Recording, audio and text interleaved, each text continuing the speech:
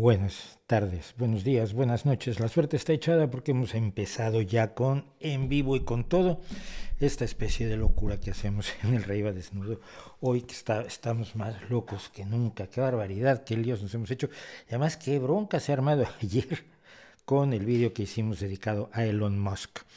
Que hice además con la invaluable participación de Iván Rivero, querido amigo, divulgador y demás, que bueno, pues parece que enojamos a muchísima gente y eso está bien. Bueno, pues muchísimas gracias por acompañarme, quienes estén aquí conmigo, cuando podrían estar en otro lado, y están aquí donde podemos tratar por lo menos de invitarlos a pensar, invitarlos a reflexionar, porque pensar todavía es gratis, eso es bueno, y este streaming también es completamente gratis, es decir, lo puede usted ver sin costo alguno. Te estoy lleno de qué horror, tengo las gafas más sucias del universo. Usted puede disfrutar este streaming sin pagar absolutamente nada, pero si quiere apoyarnos puede hacerlo a través de Patreon, lo puede hacer a través de PayPal. Patreon es una aportación mensual que algunas personas nos hacen favor de hacer, y si no, pues una sola aportación en PayPal. Y estamos además haciendo nuestra serie Ahora Música, que me tiene muy preocupado. Les voy a contar por qué. Hemos hecho ya déjenme ver qué cantidad de presentación de vídeos de Ahora Música. Hemos hecho 70 y tantos, me parece. Déjenme ver si lo encuentro aquí. Sí. Lo tengo aquí. Y llevamos la fabulosa cantidad de 72, hasta ayer 73 con el de hoy. Y tenemos muy pocas visualizaciones. ¿Qué es lo que pasa? Yo calculo que a la gente a la que le interesan los líos que hacemos en el Rey va Desnudo habitualmente, pues no les interesa tanto el tema de la música, lo cual es perfectamente válido. Pero lo que yo necesito es llegar a gente a la que le interese la parte de la música y llegar a que haya con esta serie que creo que vale la pena. Hemos tenido la mejor música que yo considero que es maravillosa: Sue Foley, Rush, Kate Rosby, Florence and the Machine. Me preguntan sobre Florence and the Machine. Lola Wiles, Talis, Brevach, Caroline Wonderland, a las mejores blueseras del mundo, Delta Rey, gran jazz, gran blues, gran rock, gran folk. Y no tenemos 300 visualizaciones, 400, una cosa así que es, pues, francamente un camino a la desgracia. Entonces vamos a llegar hasta el 100 porque soy muy necio. Pero llegando al 100 vamos a hacer una reevaluación. Tenemos por delante hacer el Isaac Carty, bueno, la Tedeschi Trucks Band, que estará el viernes. Luego el Isaac Carty, Pomplamoose, Leonard Cohen, Jethro Tull y Paul Cosen, que es un tipo extraordinario que nadie conoce, por supuesto, todavía. En fin, vamos a seguirlo intentando, pero estoy muy preocupado porque me gustaría, pues, que llegara más gente lo que estamos haciendo en Ahora Música, que es un esfuerzo interesante. Y como les digo, si no les gusta a ustedes, pues recomiéndenselo a sus enemigos, ¿no? Hay uno que dice: no compartimos gustos musicales, vale, diles a tus enemigos, diles que lo vean, entonces, para que sufran.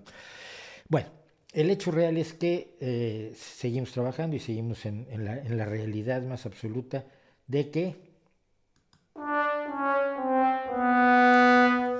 no me da la vida para todo lo que quiero hacer, pero lo estamos tratando de hacer. Lo estamos tratando de hacer de la mejor manera posible.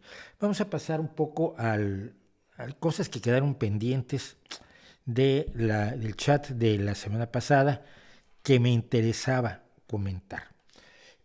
Vamos a poner nuestro letrerito de chat. Eso, el chat. Que López Obrador no asistirá a la Cumbre de las Américas porque Venezuela, Cuba y Nicaragua no van porque Estados Unidos no los invita. El problema es que la gente lo está manejando como si Estados Unidos tuviera la obligación de invitarlos.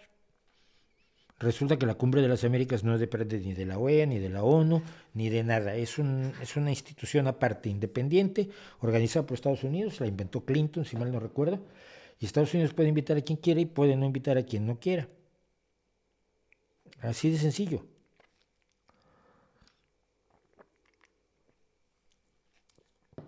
Como México no tiene obligación de invitar a todo el mundo a sus fiestas.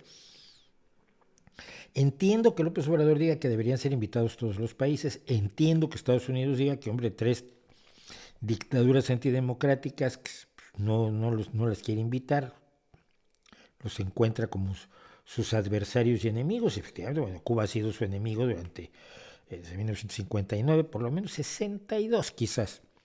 62 son, imagínense, a 2022 son 60 años de odio. Pero la solidaridad de López Obrador él cree que es solidario con países de América Latina, con pueblos que merecen estar representados, y en ese sentido yo estaría totalmente de acuerdo con él. El problema es que lo que está defendiendo es a gobiernos que no están representando a sus pueblos, y entonces ahí ya no estoy de acuerdo yo con él. Tenemos un problema con una izquierda que cree que la defensa de gobiernos que se dicen de izquierda, aunque en su accionar cotidiano no sean de izquierda, pero por el solo hecho de que se dicen de izquierda o que tienen viejos orígenes en la izquierda, como los tuvo incluso el PRI, merecen ser defendidos a capa y espada, independientemente del daño que le ocasionen a sus pueblos. Yo soy raro en ese sentido. Yo soy un izquierdista que cree que los principios son más importantes que la lucha por la hegemonía política. Es decir, que si ganamos posiciones para la izquierda, defendiendo a tiranos, a dictadores, a gente que apalea a su pueblo, a gente que tortura a su pueblo, como lo está haciendo Daniel Ortega en Nicaragua. No me importa que en el pasado haya sido un hombre de izquierda. Defenderlos, algunos creen que esto es una forma de hacer izquierda, yo creo que es una forma de ser imbécil y de hacerle el juego a la peor derecha. ¿Por qué? Porque lo que se consigue es que todos los enemigos de la izquierda, es decir, de las visiones progresistas de justicia, solidaridad e igualdad, sobre todo igualdad de oportunidades, igualdad en la línea de salida, aunque no se pueda tener igualdad en la meta de llegada, todos los enemigos de la izquierda te van a identificar rápidamente. Tú eres Ortega, tú eres Díaz-Canel, tú eres Maduro, tú eres Kim Jong-un, tú eres Lenin, y tú eres Stalin, y tú eres Mao Zedong. Y es escaparse de eso y decirle, no, mira, yo soy la otra izquierda, la izquierda que no juega del lado de los tiranos, pero se lo ponen muy difícil. Entonces acaban facilitándole el juego a la derecha. Yo no creo que esto sea explicable. Hice un hilo en Twitter que creo que explica esto claramente. Decía yo, en 1959, un movimiento revolucionario en Cuba derrocó una dictadura horrorosa, dependiente de los Estados Unidos, una dictadura que hasta Estados Unidos le tenía cierto rechazo, porque desde 1958 ya le había hecho un embargo de armas a Batista, al dictador Batista. Este embargo de armas a nadie le parece mal. ¡Ay, embargó a Batista! Pobrecito, hundió a Cuba. No, el embargo les pareció a todos muy bien. Cuba vivía el racismo, Cuba vivía como un prostíbulo de los Estados Unidos, Cuba vivía como el casino y el campo de diversión de los Estados Unidos, mientras torturaba y asesinaba a su propio pueblo, el señor Fulgencio Batista. Como hombre de izquierda, ¿era razonable apoyar a Cuba en 1959? Hombre, sí, por supuesto. Nicaragua consigue deshacerse de un dictador que era el hijo del dictador, y que era un sujeto que aterrorizaba a la gente en una época en la que se mataba a los jóvenes para evitar que se unieran al ejército sandinista. Nicaragua logra derrocar a un dictador feroz, terrible, asesino, brutal, torturador, explotador, que se robó hasta el agua de los floreros, Anastasio Somoza. Era razonable apoyar a Nicaragua en ese momento contra el dictador y contra los Estados Unidos, que les daba por apoyar a todos esos dictadores como parte de la Guerra Fría. Pues hombre, sí. Claro que era razonable defender a Nicaragua, defender la revolución nicaragüense y defender que Nicaragua cambiara de rumbo, asumiera un rumbo distinto del de un dictador. Pero Cuba en 1968 y en 1975 y en 1992 y en 2022 no es la Cuba del 59. Las promesas de democracia, libertad, justicia, solidaridad e igualdad que sustentaron el apoyo que se le dio al régimen cubano, pues se hicieron humo muy pronto y hacen imposible apoyar lo que hay hoy para una persona razonable de izquierda, creo yo. Y lo mismo pasa con Nicaragua. Cuando Nicaragua tuvo que democratizarse, después de defenderse muy bien de la contrarrevolución, cuando Nicaragua tuvo que democratizarse, los viejos comandantes sandinistas sacaron el cobre escriturándose todos los bienes que habían sido de los somocistas. Fue la famosa piñata sandinista. Y tú decías, esa gente, que los comandantes de pronto se atribuían, se escrituraron casas y terrenos y playas y hoteles y esencialmente se robaron la riqueza que se supone que le iban a reintegrar al pueblo nicaragüense y por lo cual los apoyamos. A partir de ese, entonces, de ese momento yo creo que no había nada que apoyar a los sandinistas. Ya fue después de la piñata, cuando todavía yo me encuentro con Tomás Borge, yo con un amigo que era que conocía a Tomás Borge, afuera del Consejo de Ministros de La Habana, pues que habíamos cenado con Fidel. Nos encontramos a Tomás Borge, yo todavía lo saludé, no me enteré que Tomás Borge había escrito un libro diciendo que Carlos Salinas de Gortari era lo mejor del universo, que si lo hubiera sabido, no le doy la mano a Tomás Borge, le di la mano por decoro. ¿Es posible a un señor que tortura, a un señor que mete a la cárcel a la oposición, un señor que les prohíbe a las radiodifusoras contratar a músicos que están en contra del régimen, que es Daniel Ortega? ¿Es lógico apoyarlo hoy? Hombre, desde la izquierda, por supuesto que no, es un tirano. Y es un tirano que está masacrando a su propio pueblo. Y algunos creen que hay que defenderlo porque dice que es de izquierda. Pues mira, no. Porque si pierdes los principios, eres todo menos izquierda. La izquierda se basa en los principios de la justicia, de la solidaridad, de la igualdad y de la democracia y la libertad. No te puedes librar de un tirano para caer en manos de otro y decir que ahora a este sí le aplaudimos y al anterior no. O vas contra todos los tiranos o vas solo contra los que no te gustan. Y si vas solo contra los que no te gustan, tus motivaciones no son la ideología, tus motivaciones son la tiranía que te gusta. Así que, bueno. ¿Qué más quedó de la semana pasada? Llegó López Obrador al extremo a defender al crimen organizado. Pues no fue defensa del crimen organizado, fue decir que los delincuentes también son seres humanos. Simplemente es cosa que se le olvida que también lo son las personas que son las víctimas de sus delincuentes, ¿no? A las que no se les ha hecho ningún caso. Ningún caso. Es verdaderamente aterrador.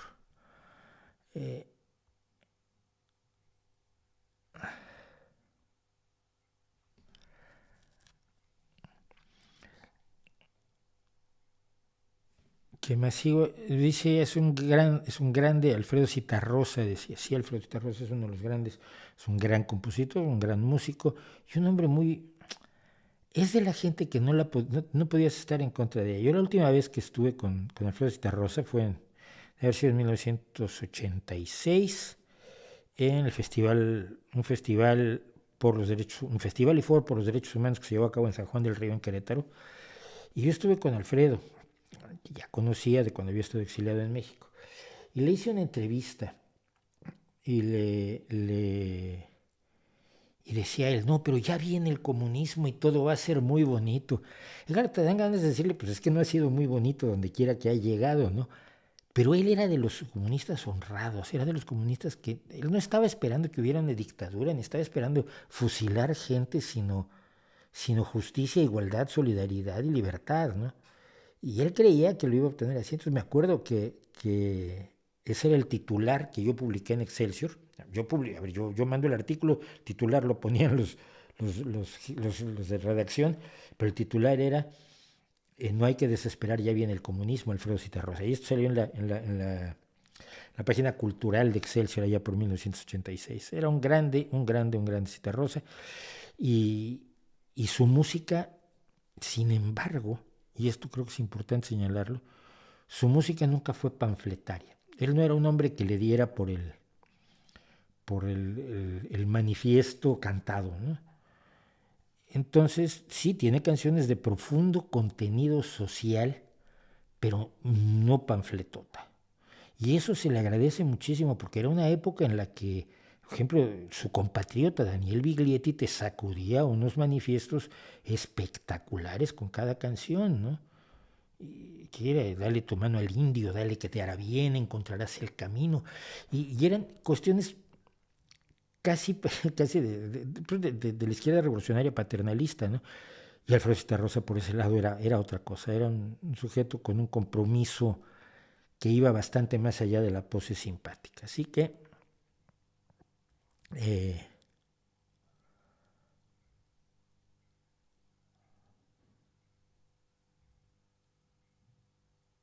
no creo que, a ver, no, hay cosas que no voy.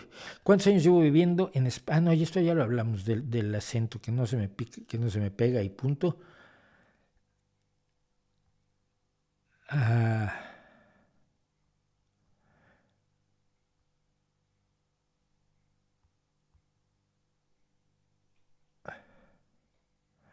a ver, ¿qué me falta? Me faltan pocas cosas.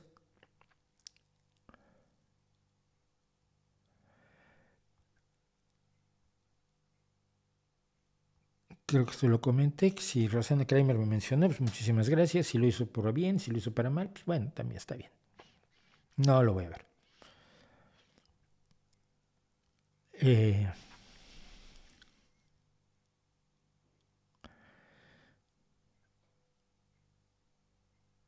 en relación a las herencias, los hijos deberían heredar los bienes de sus padres o el Estado debería obtener sus bienes. Las herencias nos ayudan a progresar o no. El problema es que desposeer a alguien gratuitamente de lo que se ha ganado legítimamente no es aceptable. Por otro lado, la herencia lo que hace es conseguir que personas que no tienen ningún mérito vivan en condiciones, lleguen a la meta en condiciones mejores que otros. Esa es la no igualdad que hay en la línea de salida que la izquierda realmente trata de resolver a través de la salud, de la educación, de la vivienda digna, de la protección a la infancia, para que cualquier niño pueda desarrollarse plenamente, aunque no tenga unos padres que le hereden cosas. Pero es muy problemático. El tema de las herencias es difícil porque por un lado hay una cierta injusticia y por otro lado la forma de resolver esa injusticia es otra injusticia y entonces tampoco es la mejor forma de abordarlo. No creo que sea fácil de resolver ni creo que yo lo pueda hacer.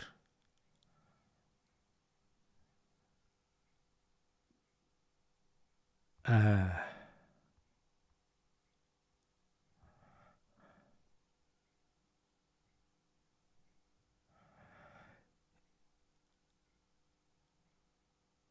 ¿qué pasa con el sistema de clínicas de aborto en los Estados Unidos? No sé qué va a pasar.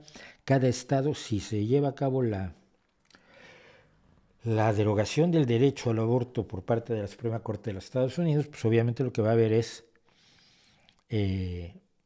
cada estado va a tomar decisiones y esto quiere decir que en muchos estados van a desaparecer las clínicas que se dedican a ayudar a las mujeres a ejercer este derecho. Bueno, vamos a hablar de otra cosa porque me estoy empezando a cansar y además los tengo ustedes preguntando y echando rollo. A ver, vamos a hacer 4 minutos de esto. Mis comentarios sobre la situación en el Darién. No sé qué pasa en el Darién, lo siento. ¿Qué opinas sobre Napoleón Bonaparte? Podría dedicar 2 horas. Dime sobre qué, sobre su ropa, sobre sus relaciones con Josefina, sobre sus escritos en la Revolución. ¿Qué opinas sobre Napoleón Bonaparte? Son preguntas demasiado genéricas que nadie te puede responder. ¿Cuál es su opinión respecto a Stevie Ray Vaughan? Era un genio de la guitarra, absolutamente un genio de la guitarra y una pérdida terrible. Muere muy joven en un accidente de helicóptero, por cierto, Stevie Ray Vaughan. Me parece excelente. La viruela del mono, ¿estamos ante una nueva pandemia? No, estamos ante una enfermedad que es endémica en África. Ya no es una nueva pandemia porque es una enfermedad que está allí en África desde siempre. Ahora se le hace mucho más caso a los casos que se están dando fuera de África, evidentemente por la pandemia de la COVID, del virus SARS-CoV-2, pero en este caso esta viruela está bien estudiada, es conocida, no es nada nuevo y la pregunta es si se va a extender o no por el mundo, pero además no es mortal y esto es importante. No conozco los heraldos del Evangelio. Saludos desde el Ecuador. Hola, primera vez que me siguen en directo desde Guadalajara, México. Esto es importante aclarar porque Guadalajara en España.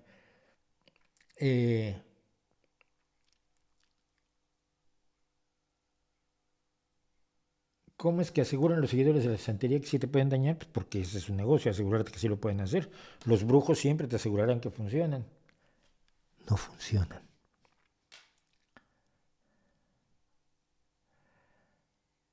Mi opinión acerca de Yuval Noah Harari: es un historiador, es un filósofo, no creo que sirva para explicarnos la antropología, no creo que sirva para explicarnos la paleoantropología y creo que se ha creído mucho su propia historia. Voy a tener que leerlo, pero por otro lado me aburre mucho la idea de leer a un filósofo hablando de cosas de las que claramente no está informado, que es lo que evidentemente se tiene allí, pero parece que habla muy bonito y habla muy simpático, habla muy agradable y es muy, muy buena persona. Y entonces esto pues seduce a la gente.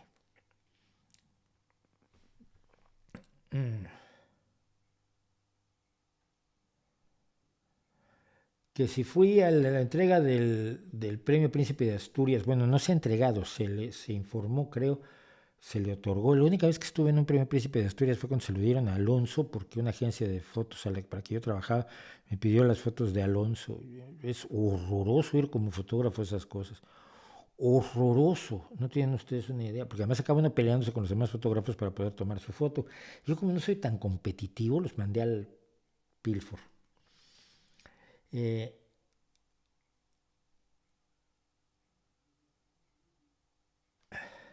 Una cosa esto es interesante, Facundo, y lo vamos a comentar.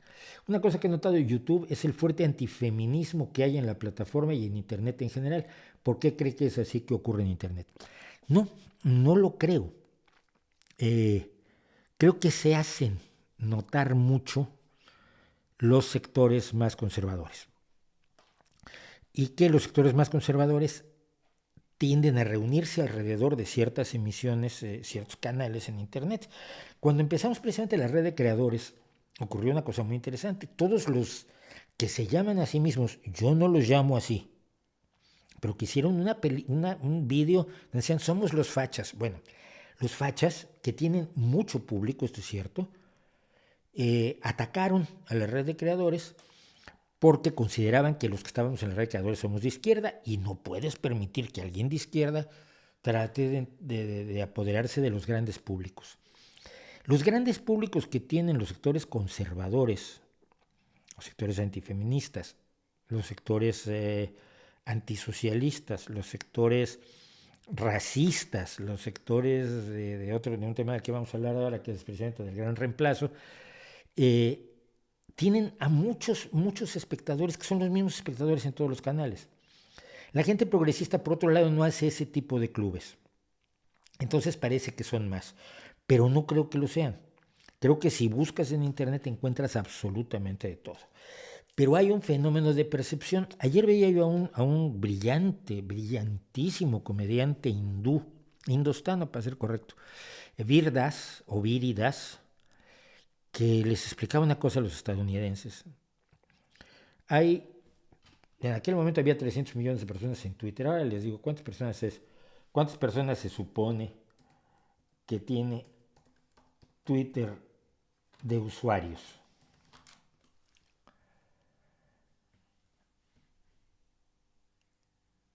Bien, se calcula que tiene unos 300 millones de usuarios al mes. El planeta tiene más de 7,000 millones de personas. Esto quiere decir que cuando un imbécil dice una estupidez en Twitter, el 98% de la humanidad ni se entera. Le damos una importancia que no tiene. Le damos la importancia de la apariencia más que del peso real que pueda tener. Evidentemente, más usuarios va a haber en Estados Unidos, por lo tanto, la influencia de una estupidez de Donald Trump en Twitter, que además era retomada por los medios de comunicación y se la informaban a todos los que no participaban en Twitter, es mucho mayor. Pero yo creo que es un fenómeno de percepción. Y esto es un hecho que yo he peleado, creo que toda mi vida. Y dentro del Partido Socialista Obrero Español yo lo peleo constantemente. La izquierda comunica de la patada y la derecha comunica con una enorme eficacia y utiliza la propaganda con mucha más eficacia que la izquierda. A nosotros nos da como vergüenza decir lo que hacemos, ¿no? Entonces, un logro, no sé, por ejemplo, la reducción del precio del gas y el petróleo en España, un logro enorme, que es un acuerdo europeo que se consigue con negociaciones y tal, y no lo vendemos. Saca un boletín el gobierno español diciendo que se hizo esto, se hace a un lado y deja que la derecha entre, invente, cuente, mienta, trastoque, distorsione, transmigre toda esa información para convertirla en algo malísimo. Y la izquierda los mira como, ay, mira qué monos. Somos muy malos comunicando. Y ese es un problema que tenemos. Pero no creo sinceramente que tengamos ese problema. O sea, que el problema de que los conservadores dominen Internet. Gritan más, pero mira, si pasa en la izquierda, y nomás por cerrar esto, lo más ruidoso de la izquierda es la izquierda revolucionaria, la izquierda leninista, que no gana elecciones nunca, que tiene un techo electoral del 15% en prácticamente todo el mundo. Pero ellos dominan el discurso, la narrativa, el relato. La gran mayoría de la gente de izquierda vota partidos socialdemócratas que gobiernan países enteros como Finlandia, Dinamarca, Nueva Zelanda, España, Portugal, Suecia, porque no los está gobernando el Partido Comunista o los equivalentes a Podemos. Casi nunca ganan elecciones esos. Pero son los que dominan el discurso y son los que dominan la idea de izquierda. Y son a los que les hacen caso los medios de comunicación, tanto los de derecha como los no tan de derecha. Y la izquierda viable, la izquierda que gobierna, la izquierda seria, es una izquierda que está bastante más calladita, que no aparece en los medios con la gallardía y la fuerza con la que aparecen estos. Y lo mismo pasa con la derecha. La derecha es mucho más eficaz incluso que la izquierda revolucionaria. ¿Podrías hablar un poco del odio que le tienen las religiones al sexo? No, vamos a hacer un vídeo sobre eso.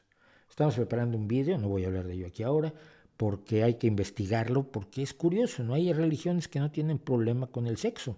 Hay religiones que han ido adquiriendo problemas con el sexo al paso de los años. Y es interesante, no sé, a mí se me hace lo más raro del mundo, ¿no?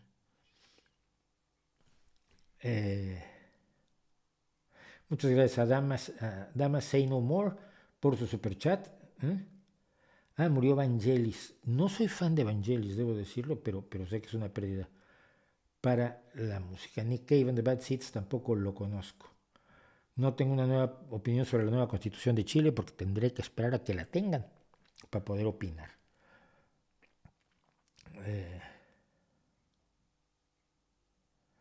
Entonces hablaremos de la Constitución de Chile cuando venga el caso. De momento, vamos a hablar de esto que a mí me ha llamado, que me tiene preocupado. Me tiene preocupado y no. Y vamos a ver por qué. Estamos hablando del gran reemplazo. El pasado, hace unos días, 14 de mayo, 15, hubo un tiroteo en Buffalo, Nueva York, donde murieron 10 muertos. Aquí todavía decía la BBC que era un crimen investigado como un crimen de odio racial en el estado de Nueva York. Poco después se descubrió que era un crimen de odio racial, cuyo perpetrador había escrito un manifiesto de 180 páginas que puso en Google Docs, por cierto, hablando de, o sea, todo lo que lo motiva a él es la idea del gran reemplazo. Y que esto lo abordó matando gente. Mató a 10 personas, hirió a otras 3 y 11 de ellos eran negros, porque fue a atacar directamente a un supermercado en un barrio negro de la ciudad de Buffalo, Nueva York. Estaba armado con un fusil de asalto semiautomático, una escopeta y un rifle de cacería. Y además retransmitió en vivo la matanza por Twitch con una cámara de casco de estos que la gente, las GoPro que la gente usa para compartir sus hazañas deportivas, pues lo usó para compartir su odio asesinando seres humanos absolutamente inocentes. En su manifiesto además expresó su apoyo a otros asesinos que han matado por motivos supremacistas, como Dylan Roof, el hombre que en 2015 mató a 9 ciudadanos negros cuando estaban en su iglesia de Charleston rezando, a Anders Behring Breivik, que en 2011 asesinó a 8 personas en Oslo. Oslo fue una isla donde había un campamento de jóvenes del Partido Socialdemócrata noruego y asesinó a 69 jóvenes por el delito de ser socialistas y defender la inmigración. En la isla de Utoya, por cierto, hay una película maravillosa que se llama Utoya, dedicada a esa historia, que está hecha en un solo plano secuencia, que es absolutamente asombroso y admirable, el trabajo cinematográfico y el trabajo actoral de la protagonista de esta película. Es una historia aterradora, son 69 chavales entre 14 y 19 años más o menos, no recuerdo los datos exactos, que están reunidos porque pertenecen al Partido Socialista, pues son las juventudes socialistas que sueñan con mejorar a su país para los más desprotegidos y que son asesinados por un nazi imbécil. También apoyó a Brenton Tarrant, que en 2019 asesinó a 51 musulmanes atacando 2 mezquitas en la ciudad de Christchurch, en Nueva Zelanda. ¿Qué es la teoría esta? A ver, primero vamos por esto. En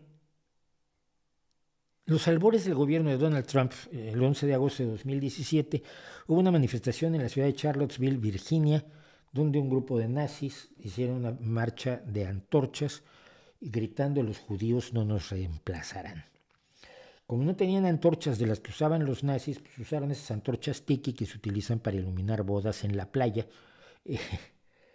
que no son las amenazantes antorchas de las fiestas nocturnas, de las celebraciones del Partido Nacional Socialista de los Trabajadores Alemanes en Nuremberg en 1932. Pero bueno, estos se sentían como si estuvieran Himmler a su lado. Por supuesto que si hay 7,5 millones de judíos en un país de 330 millones de personas, que es el número de judíos que hay en los Estados Unidos, y 232 millones de esos 330 se definen como blancos, pues reemplazarlos va a ser un poco difícil. Pero les gusta gritar ese tipo de cosas: los judíos no nos reemplazarán. No los van a reemplazar, no te preocupes. La mayoría de los amotinados el 6 de enero, en el Capitolio hace un año y par de meses, 3 meses, creen en la conspiración del Gran Reemplazo. Los asesinatos en la sinagoga del Árbol de la Vida en Pittsburgh, con 11 muertos y 6 heridos, los asesinatos de Patrick Crusius en El Paso, donde mató a 23 personas e hirió a otras 23, todos de origen hispanoamericano, etc., son gente que cree en la teoría del Gran Reemplazo. Es decir, que su raza, porque ellos creen en las razas, va a ser reemplazada por otras razas. Y esa teoría la desarrolló este señor que parece persona, pero no es, que se llama Renaud Camus, y es un autor francés que en 2010 escribió un libro, El abecedario de la inocencia, pero al mismo tiempo mete un guión allí que hace que diga también el abecedario del no daño. Y el año siguiente con el libro el Gran Reemplazo, la introducción al reemplacismo global. ¿Cuál es su visión? Su visión es que hay sobre todo ciertas élites malvadas, sobre todo en la izquierda del mundo, que está llevando a cabo un proyecto fríamente calculado para sustituir a los europeos por no europeos. La inmigración se considera una forma de establecer este reemplazo. Sustituyes a la población francesa por musulmanes, latinoamericanos, ecuatorianos, subsaharianos, etcétera, etcétera, y en un momento dado ellos tendrán tu país, te habrán quitado tu país porque tu país no está identificado por la nacionalidad, ni por la identidad en ideales, ni por haber nacido en él, sino por la raza. O sea, es una teoría eminentemente racista.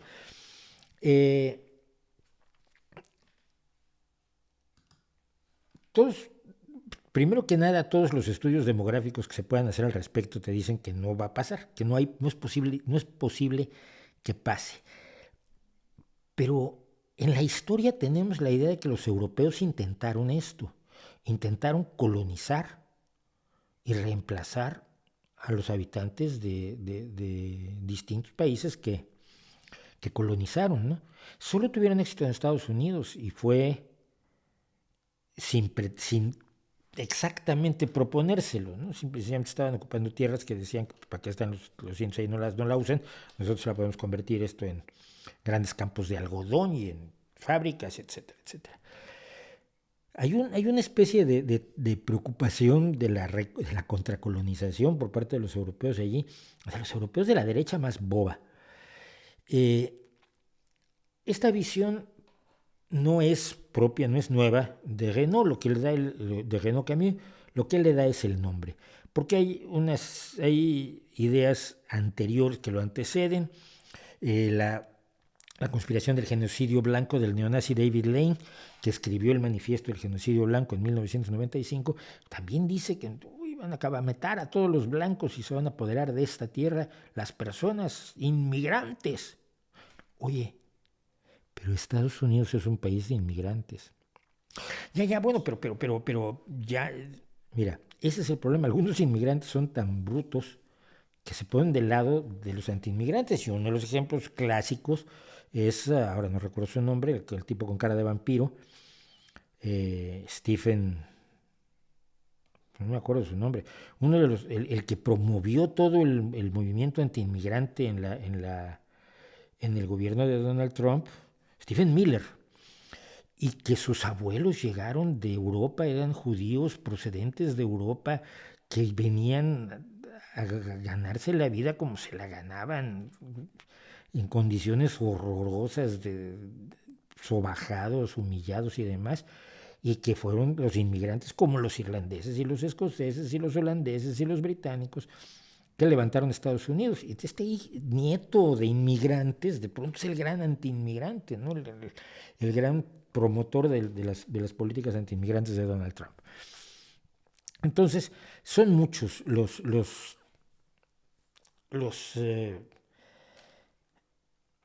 teorías o posturas similares a la idea del gran reemplazo que han mantenido distintos teóricos del nazismo, y esta idea la están recuperando igual Le Pen que Zemmour, que es el señor que está más a la derecha que Le Pen, si usted me lo quiere creer, Víctor Orbán, la AfD, la alternativa por Alemania en Alemania, los nazis belgas del Vlaams-Belang, Matteo Salvini ha hablado del gran reemplazo y lo ha hecho, por supuesto, en España. El líder de los nazis españoles, que es Salvador Abascal. Creo que ya podemos empezar. Ya me van a permitir que llame nazi al partido nazi de Vox, porque hace cosas nazis, y cuando haces cosas nazis, ¿qué eres? Nazi. Aunque no te llames nazi. Es como los que se llaman de izquierda sin serlo, los que se llaman demócratas sin serlo. No te puedes llamarte como quieras. Lo que eres, en este caso, es un partido nazi. Pero les voy a decir que es lo más preocupante. Por dar ejemplos sobre qué tan viable es el gran reemplazo, los investigadores han estimado que la población musulmana de Francia está en alrededor del 10%, 2017. Así que para 2050 podrían aumentar hasta el 12,7%, a 18% con una alta inmigración. El problema es que ya para entonces habrán nacido muchos musulmanes franceses que han nacido en Francia, que han nacido con la cultura francesa, y muchos se volverán, como muchos franceses, ateos. Y además dejarán de tener hijos al ritmo que se tienen cuando se vive en países donde necesitas tener muchos hijos porque son una fuente de mano de obra y porque además tienes una alta mortandad infantil. Cuando las condiciones económicas mejoran, se deja de tener la cantidad de hijos que se solía tener. independientemente de tu religión, porque esto se ha visto, los católicos quieren tener kilos de hijos, bueno, los del Opus Dei lo hacen, pero los católicos que tenían 12 hijos como mi abuelo, un buen católico asturiano avecindado en México, ninguno de sus hijos, dijo, nadie de sus hijas tuvo 6 hijos, pero la mayoría tuvieron 2, 3, 1. Yo he tenido 3 hijos. Cuando mejoran las condiciones económicas, independientemente de tu religión, tienes menos hijos, punto. Entonces, esos musulmanes se van a convertir en no musulmanes en gran medida. Y serán, y son franceses. Entonces, todos los estudios que se hagan al respecto te dicen que no, que es inviable, que no tiene ningún motivo de preocupación realmente las teorías del gran reemplazo. El problema es el problema es que en Estados Unidos personajes como este señor, se llama Tucker Carlson, aunque se parezca mucho a Iker Jiménez, y aquí lo vemos horrorizado porque ha visto a una persona más morena que él. Este señor se llama Tucker Carlson y es el gran defensor del nazismo estadounidense en la actualidad y el gran promotor del gran reemplazo, de la teoría, de la hipótesis, de la teoría de la conspiración, que es el gran reemplazo. Y Tucker Carlson ahora está obviamente en el disparadero porque todas sus ideas son las que retomó el asesino de Buffalo, cuyo nombre no digo porque me niego, son más importantes sus víctimas que él. Referenció casi palabra por palabra las afirmaciones de este salvaje respecto del gran reemplazo, porque lo que él afirma es que los demócratas están abriendo la frontera del sur de los Estados Unidos, lo cual no es cierto, para que entren votantes que van a sustituir a los votantes blancos para así lograr que los demócratas gobiernen siempre en Estados Unidos en lugar de que gobiernen los republicanos. Que si se limitaran el voto popular de los estadounidenses como están hoy, los republicanos no gobernarían, ni tendrían tantos senadores y tantos diputados. Esto lo consiguen redibujando los distritos de manera que las proporciones de personas, si tú tienes muchos demócratas en 5 distritos, reúnes a todos esos demócratas en un solo distrito y los otros 4 los repartes entre sitios con mayoría republicana y de pronto tienes 4 representantes republicanos y 1 demócrata, pese a que números amplios deberías tener 4 demócratas y un republicano. El rediseño de los distritos es una de las formas que tiene Estados Unidos de ejercer la antidemocracia y hay mucha gente preocupada por eso. Pero esa es la teoría pues, que está lanzando el señor Tucker Carlson, que va a haber un montón de votantes que hagan que los demócratas ganen para siempre, y ahora está tratando de salirse del lío que lo ha metido el hecho de que es el ídolo de un hombre que ha asesinado a 10 personas inocentes por creer en las teorías de estos psicópatas. Y la cosa probablemente va a empeorar antes que mejore. La ultraderecha está envalentonada en muchos sentidos, envalentonada por esto, envalentonada. Ustedes escuchen, por favor, la televisión de la ultraderecha española, El gato al agua, este tipo de emisiones, y vean la YouTubesfera de la ultraderecha y verán que estamos muy cerca de eso y está aprovechando también por ello, por cierto, el movimiento antivacunas. Así que, pues esta es la historia que tenemos de momento. El gran reemplazo que no existe ni puede siquiera existir. ¿Qué más tenemos ahora? Esto lo quiero hacer rápido. A ver, vamos rápido a esto.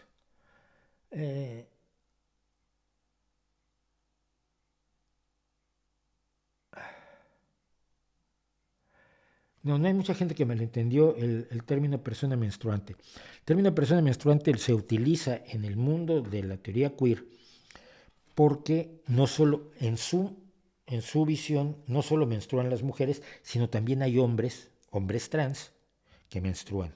Es decir, hombres que nacieron con genitales femeninos y que mantienen esos genitales femeninos y por lo tanto menstruan. Pero no les puedes decir mujeres, tienes que decirles hombres. Entonces, si dices las mujeres menstruantes, estás excluyendo a los hombres menstruantes. Sí, ya. y entonces por eso usan personas menstruantes. Es absurdo, sí. Pero no es que se haya malentendido, es clarísima la intención queer, y te lo dicen ellos, no me lo estoy inventando yo.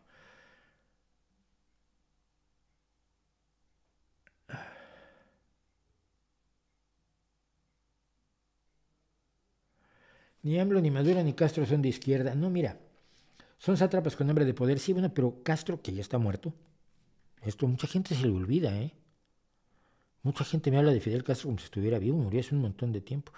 Pero Castro se comienza como un hombre de izquierda, y lo que instituye es una serie de acciones, de instituciones y de políticas que son de izquierda, de alguna izquierda, por lo menos del sector de la izquierda leninista revolucionaria. No lo puedo negar, por mal que me caiga Fidel Castro, no lo puedo negar, un hombre de izquierda. Maduro probablemente comienza como un hombre de izquierda, pero el problema que tenemos es que el poder es el poder. El poder corrompe.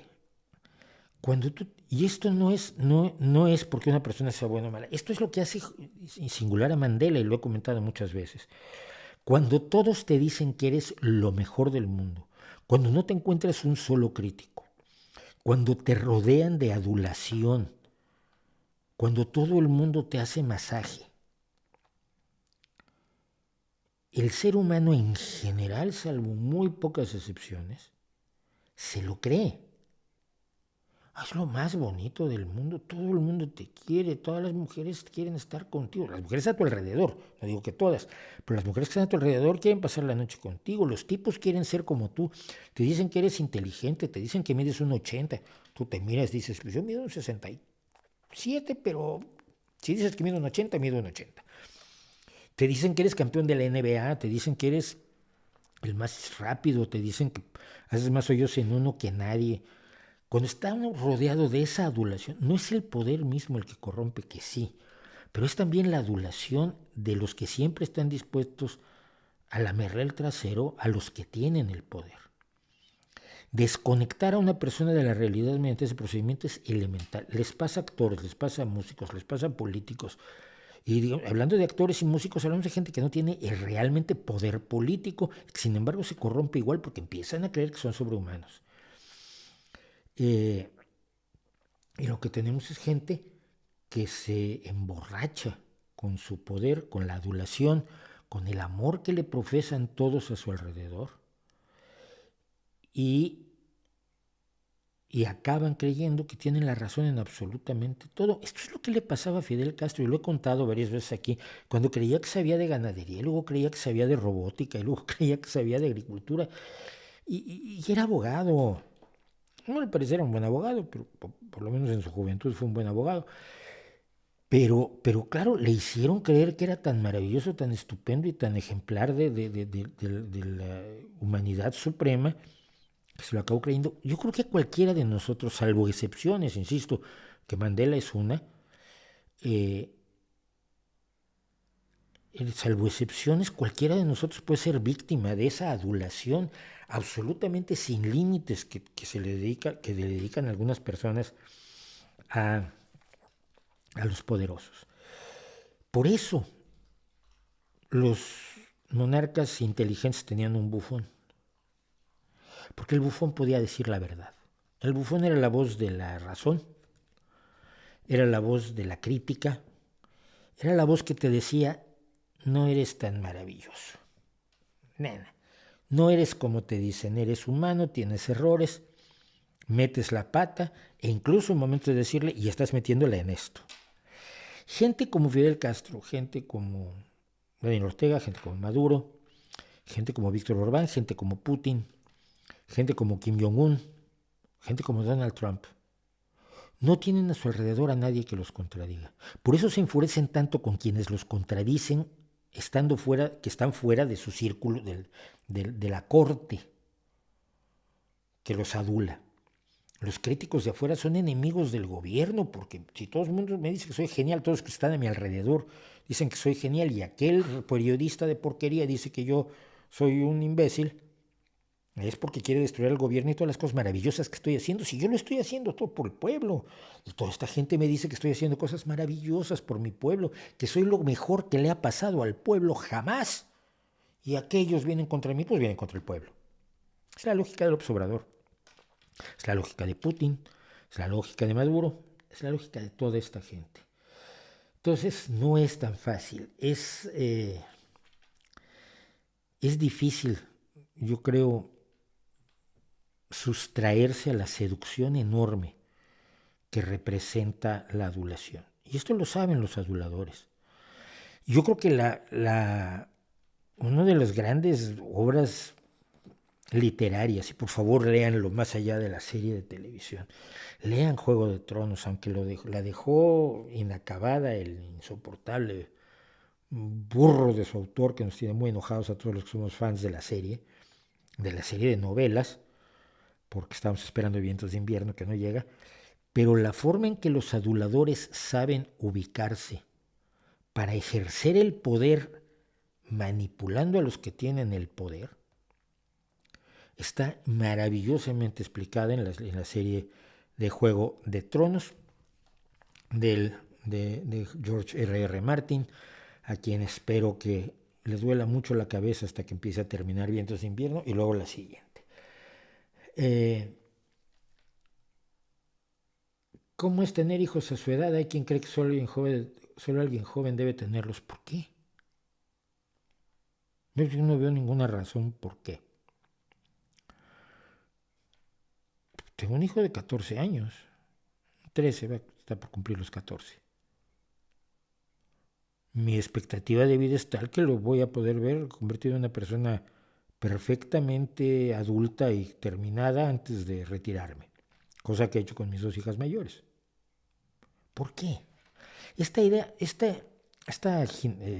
gerontofobia que tenemos, este odio a los mayores, esta idea de que los mayores están disminuidos o algo por el estilo, a mí me resulta enormemente preocupante, porque implica tratar de excluir de la vida social, de la vida sexual, de la vida económica, de la vida normal, a una gran cantidad de personas a las que se declara incapaces única y exclusivamente por motivo de su edad, porque deberían sentirse viejos. Ya hemos hablado muchas veces aquí del tema de la vejez, porque yo soy un hombre mayor, pero hoy reflexionaba yo sobre eso. Me tiene preocupada la edad que tengo, pues sí, porque son muchos años, pero no me siento viejo, no tengo por qué comportarme como se espera que se comporten los viejos, porque no me siento como tal. Y esperen que vuelva al gimnasio, que tengo que volver ya por estos días finalmente, después de pandemias y demás que no permitieron ir al gimnasio. Entonces es igual, y tienes los mismos problemas, tienes las mismas dificultades, las mismas gloriosas satisfacciones que es ver a tus hijos hacer, lograr cosas y avanzar y pelearte con ellos y verlos jugar y verlos sonreír. Y es que no hay ninguna diferencia, salvo que quizás soy un poco menos tonto con este hijo que con las hijas anteriores, y mis hijas me lo dicen. Yo se los dije, y espero ser mejor padre de Omar que de ustedes dos. Seguramente lo vas a hacer porque eras muy joven cuando estuviste en nosotras. Así que no creo que ese deba ser una consideración, salvo la consideración de la esperanza de vida, pero cuando está todo esto bajo control, tampoco una persona de 25 años tiene garantizado llegar a los 40 y ver a sus hijos de 15, ¿no? Entonces, yo no le veo nada de particular, lo estoy disfrutando tanto como lo he disfrutado, como lo disfruté con mis hijas antes, y creo que esas preocupaciones son de alguna manera bastante ilegítimas en cuanto a que pretenden que uno sea menos por motivos absolutamente injustificados, absolutamente insostenibles. La gran mayoría de las personas de edad no tienen los problemas que le atribuimos a la edad. La gran mayoría no los tienen. Si los tienen muchas veces por cuestiones sociales más que por cuestiones del propio deterioro que conlleva la edad. Porque la gente se comporta según se espera que se comporten. Usted ya no tiene edad de eso. ¿Por qué? Yo me siento bien, quiero bailar. No, usted ya no puede bailar. Pues me llamo Mick Jagger, tengo 80 años y quiero bailar. Y baila. Vamos a hacer un breve break y volvemos con ustedes en un ratito más. Somos 306 personas, 306 personas. Los 306 están suscritos, los 306 le han dado me gusta a este bonito streaming. Los 306 podrían ser tan amables de recomendarme, de recomendar este canal a otras personas. Regresamos.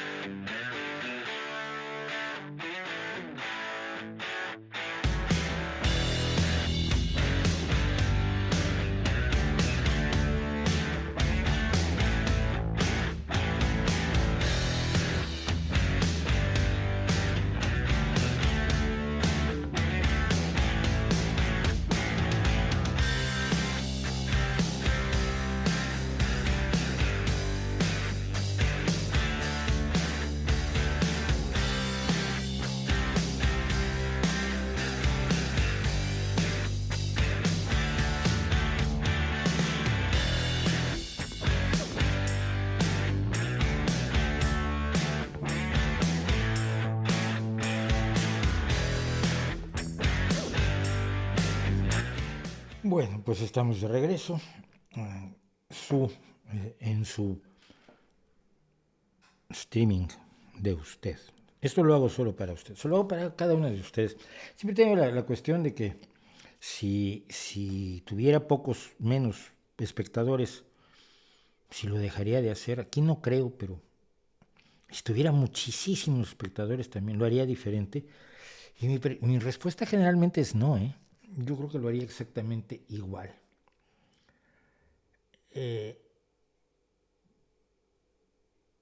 A ver, saludos desde el fin del mundo. Alguien está saludándonos desde el sur de Chile. Gracias por llamarme buen escritor, José Antonio García Montenegro. Eso quiere decir que me has leído, lo cual está muy bien. Porque ya casi nadie me lee como escritor. Desafortunadamente, salvo mi libro de cuentos, más allá no hay nada, que está en Amazon, pues todo mi trabajo literario ya está descatalogado.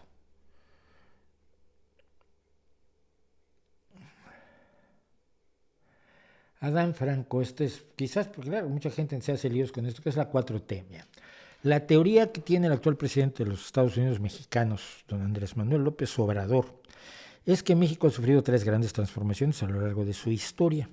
Esas 3 grandes transformaciones fueron la independencia en 1810 a 1821, la guerra de reforma, que implicó la intervención francesa en México en la década de 1850, si mal no recuerdo.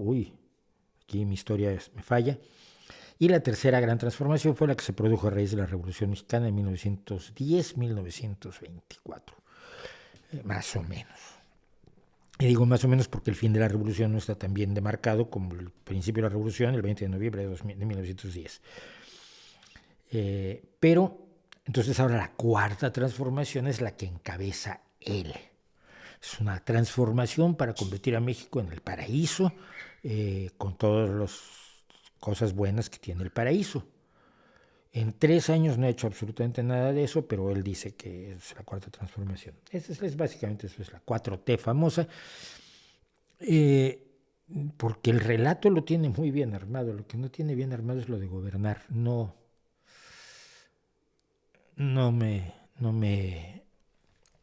ha dado resultados y ojalá los hubiera dado. Siempre he dicho que no ha apostado al fracaso de López Obrador, pero por lo visto él, pues sí. Que haga especiales de Rubén Blades, pero ¿qué opinas sobre Diego Rosarín? No conozco a Diego Rosarín. Un día intercambié un par de palabras con él en Twitter y entonces me bloqueó. Me acabo de enterar que él cree que la OTAN se hizo después de la caída de la Unión Soviética, porque el comunismo en la Unión Soviética, el comunismo en Rusia solo lo hubo cuando Lenin y Stalin, pero luego ya no. Y entonces, ante esa empanada mental absoluta de historia, pues opino que no sabe historia, es lo único que sé de él y no lo sé.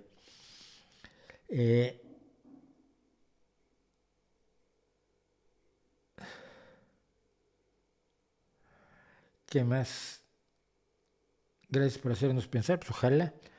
El plan Kalergi era otra versión del gran reemplazo. Sí, se lo atribuyeron a un pobre diplomático llamado Kalergi, que lo que él decía es que el futuro era multirracial.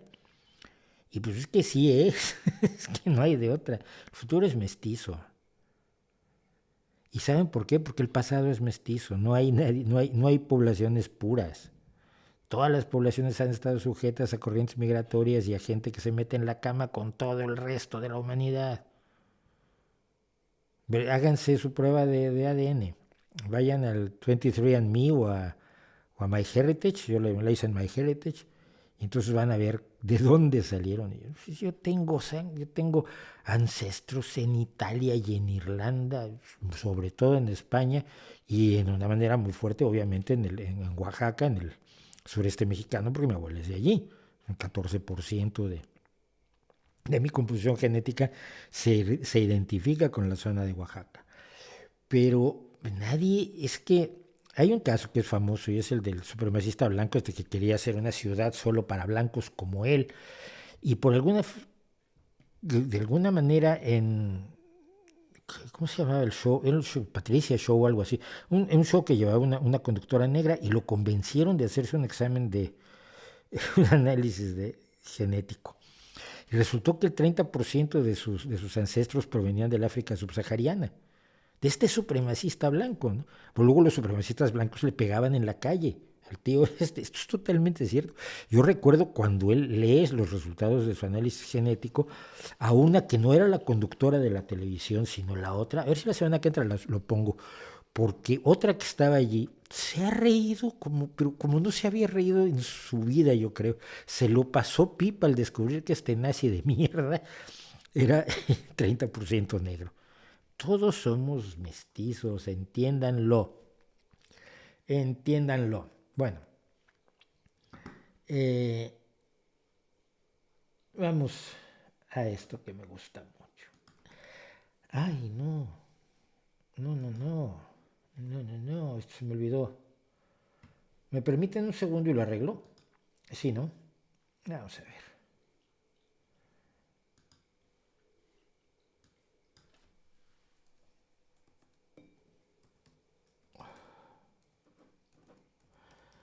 Esto lo puse obviamente en otro lado que ahora que lleguemos a ello nos vamos a horrorizar porque lo puse allí y en vez de ponerlo aquí donde debía. Bueno, el punto es esto.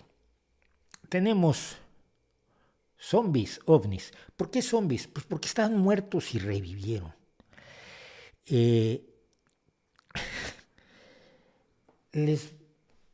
Lo que pasó fue lo siguiente. Un señor que se llama, un funcionario de la inteligencia del ejército, señor Scott Bray, contó a los integrantes del subcomité de inteligencia de la Cámara de Representantes, o sea, el Congreso de los Diputados de Estados Unidos, que tenían informes de ovnis.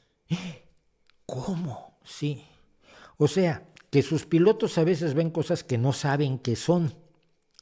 Y como no saben qué son, los llaman, o sea, la inteligencia que hay detrás de esto es enorme, objetos voladores no identificados.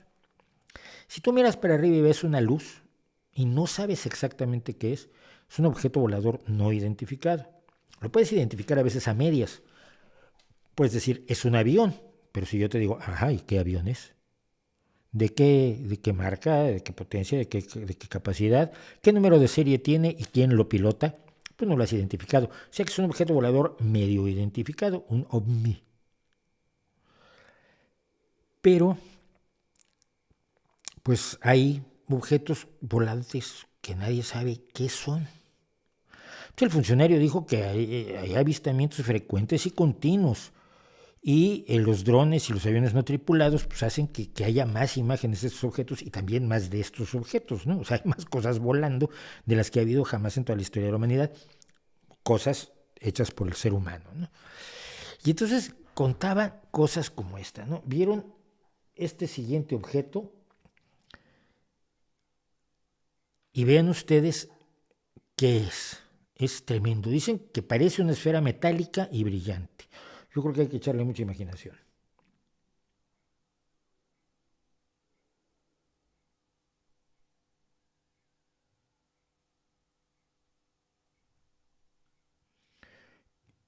Yo no veo una esfera metálica y brillante, really, no, o sea, en serio, no la veo. ¿Qué será esto? Si es esto que está aquí, arriba un poco a la izquierda, pues igual es un reflejo del reloj de uno de los pilotos, qué sé yo. Lo que nadie te cuenta es que estas son las gloriosas pruebas que mostró Bray, perdón.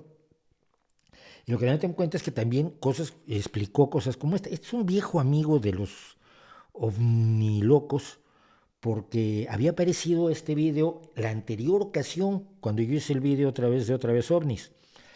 Porque, uy, esto es tremendo, es una cosa triangular, es una nave del extraterrestre de Triangulitis, del planeta Triangulonsis. Pues no, ya alguien lo había dicho, esto es lo que se obtiene cuando ves desafocada una luz con un diafragma triangular como el que utilizan perdón, los visores de visión nocturna. La forma del diafragma, que puede ser de 3, de 4, de 5, de 6, de 8 y hasta de 12 hojas, son los diafragmas también de las cámaras de televisión, de las cámaras de fotografía, determinan la forma que van a tener los objetos cuando están desenfocados, o lo que se llama el bokeh, lo que los fotógrafos llamamos el bokeh. Entonces Bray explicó qué era esto. Dijo, bueno, pero esto sí ya lo explicamos porque sabemos qué es esto y son las hojas del diafragma las que dan la visión triangular. Y explicación que se había dado hace meses cuando salió esto, pero que no quisieron creer los que quieren creer que OVNI signifique nave extraterrestre tripulada que viene conducida por una inteligencia superior y que quiere hablar conmigo, pero no me dejan, mamá, o algo así. Miren, ha habido 142 avistamientos entre 2004 y marzo del año pasado, que no saben qué son. ¿Son naves extraterrestres? No saben qué son. Bueno, pero quizás son proyecciones paranormales de los brujos de la Antártida. pero no saben qué son. No identificado significa no identificado. Entonces, esto no significa más que hay cosas que vemos que no sabemos qué son. Antes de entrar en el tema que me interesa, en la parte que me interesa, quiero que vean esto. ¿Qué hacen ustedes si ven esto en la noche? ¿No es un truco? No es CGI, no es imagen generada por ordenador, computadora o computador. Es real. Es perfectamente real. Este otro es también totalmente real. ¿Qué haces cuando ves así un donut o dona de ese tamaño? Sobre tu casa. Vienen los extraterrestres por mí. Y un último, este. Parecen las medusas intergalácticas atacando la Tierra. Bueno, pues esto hasta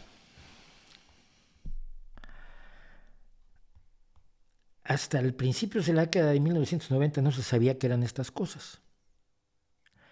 ¿Por qué? Porque estas cosas que estamos viendo aquí son fenómenos eléctricos que suelen ocurrir arriba de las nubes. Es decir, cuando hay una tormenta eléctrica, nosotros abajo vemos relámpagos y vemos el reflejo de los relámpagos, pero al mismo tiempo hay actividad eléctrica en la parte superior de las nubes, actividad que no es frecuente ver, porque habitualmente los seres humanos no estamos por encima de las nubes viendo una tormenta eléctrica, y los aviones incluso tratan de no meterse en las tormentas eléctricas. No les pasa nada a los aviones si les pega un relámpago por un fenómeno de la física. La carga queda en la parte exterior del avión y no chamusca a los pasajeros, pero se ve muy impresionante cuando un relámpago golpea efectivamente un avión. Este concretamente se llama un sprite y este se llama un halo. Y hay una serie de fenómenos que se llaman también chorros azules o blue jets, blue starters, hadas, que se han ido descubriendo, que antes no habíamos estudiado y que cuando alguien los había visto probablemente había dicho: vi una nave extraterrestre con unos rayos que bajaban, y muchos decían: tú estás chiflado, y otros decían: ya llegaron los extraterrestres. Y la gente inteligente dijo: a ver, ¿dónde lo viste? ¿Qué viste? Y vamos a ver qué viste. La gente que realmente investiga, y esa gente que realmente investiga, no lo va a usted a creer, pues se llaman científicos. Y esos científicos han estudiado los fenómenos atmosféricos porque no conocemos todavía todos los fenómenos atmosféricos. ¿Qué quiero decirle con esto? Que no sabemos todavía todo lo que hay a nuestro alrededor, en nuestro planeta.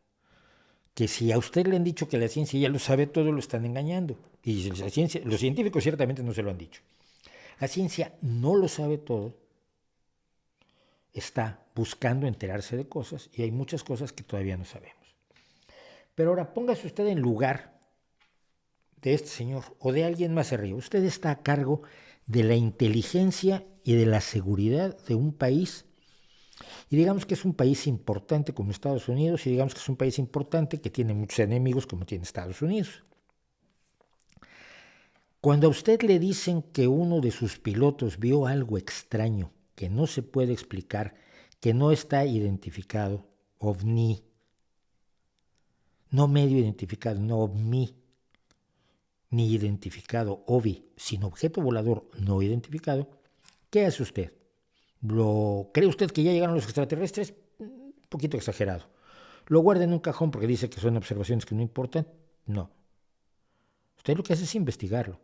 Usted tiene que investigar todos los avistamientos. No es que al ejército de Estados Unidos le interesen los ovnis porque crea que son extraterrestres, le interesan los ovnis porque es un asunto de seguridad nacional. Y la seguridad nacional les resulta no solo relevante, sino que le dedican una enorme cantidad de esfuerzos, recursos económicos y humanos. Cuando si usted no conoce el Sistema de Defensa de América del Norte, el NORAD, uno de los objetivos que tiene es precisamente detectar cuando algo entra en el espacio aéreo estadounidense. ¿Por qué? Porque durante la Guerra Fría lo que había que hacer era estar seguro de que no te lanzaba misiles la Unión Soviética y tenías que tener un sistema de radares que te indicaran si entraban misiles en tu espacio aéreo para entonces responder al ataque de la Unión Soviética y acabar con la vida en la Tierra básicamente, que es de lo que se trata la guerra nuclear. La gente cree que entraban docenas de naves extraterrestres indetectadas por el sistema NORAD. Probablemente son magia, son mágicas y entonces dejan de ser materiales, se desmaterializan y se rematerializan al otro lado del radar, qué sé yo. Pero los sistemas que hay para vigilar el espacio aéreo de un país como Estados Unidos y de todos los países, porque la Unión Europea no hace malos quesos defendiendo su espacio aéreo, sobre todo ahora que Putin lo está invadiendo con cierta frecuencia, tú te tendrías que poner a exigir, a gastar dinero, a buscar expertos para investigar qué está pasando. No porque creas que llegaron los extraterrestres, que es lo que la gente supone. Que supone que cuando el ejército de Estados Unidos investiga estos casos es porque cree que ya llegaron los aliens. Que ya llegó ET y quiere su teléfono para llamar a casa. No, es un problema de seguridad nacional. Por otro lado, si ya estuvieran en contacto con los extraterrestres, el gobierno de Estados Unidos, pues ya tendría que hacer esto, ¿no? El problema es que creen cosas distintas al mismo tiempo. Entonces, ¿qué significado tiene la comparecencia del señor Bray ante el Congreso de los Estados Unidos? Muy poca. Pero a la gente que vive de esto le dará un bombo extraordinario y ya lo verá usted, por supuesto, en el programa de Iker Jiménez. Que por cierto me han comentado que ahora la esposa de Iker Jiménez, Carmen Porter, que no se le debe decir la esposa de Iker Jiménez, él es el marido de Carmen Porter, la esposa del marido de Iker Jiménez, la esposa del marido de Carmen Porter, que es Carmen Porter, ahora tiene un programa de divulgación científica. El desprestigio de la divulgación científica es ya absoluto, tenemos que buscarle otro nombre, tenemos que hacerla de otra manera porque, madre mía, esto es absolutamente de locos. En México hubo bobos que empezaron a balbucear que los migrantes centroamericanos iban a reemplazar a los mexicanos o que eran pagados para pagarle al gobierno de AMLO. Madre mía, madre mía, madre mía.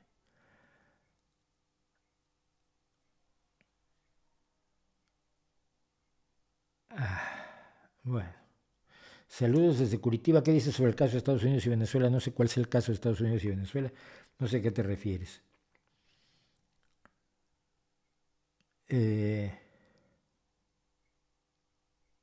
¿Cómo supe yo que era de izquierdas? Pues porque vi lo que era la derecha.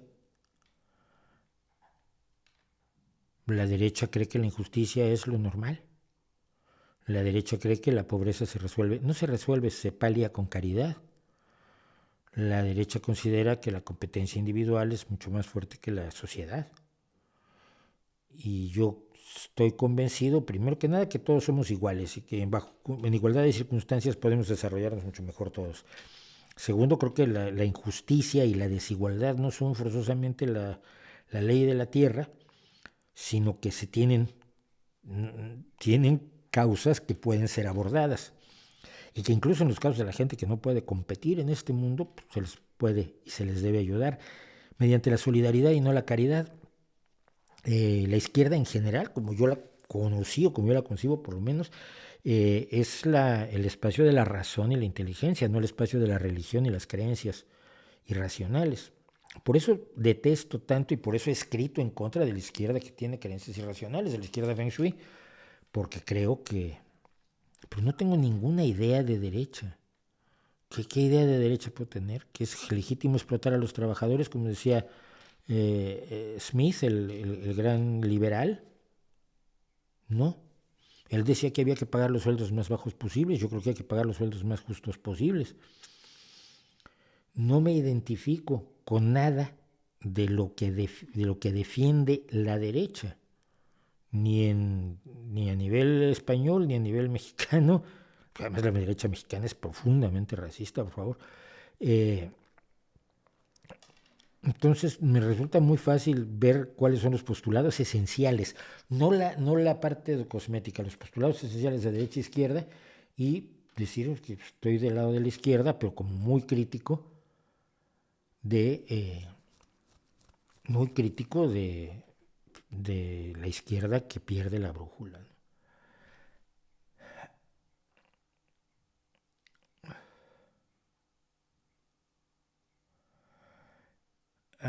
Introducir a los jóvenes a la ciencia sin que sea aburrido para ellos, lecturas o lo que se le ocurra. Los museos, los planetarios, las preguntas, el salir a la calle, el salir y ver el cielo, por ejemplo. No sé, mira, el verano pasado hicimos un pequeño viaje y en la noche estaba yo con mi hijo viendo, tratando de encontrar estrellas creo que ya lo conté, con una aplicación que tengo. Entonces la apuntas y ves qué estrella estás mirando y te da el nombre de la estrella y sus características tal y cual. Y a mi hijo le interesaba, pero no demasiado. No era su pasión así como el Fortnite. Y de pronto me dijo, ¿y esa raya qué es? Dije, acabas de descubrir la Vía Láctea.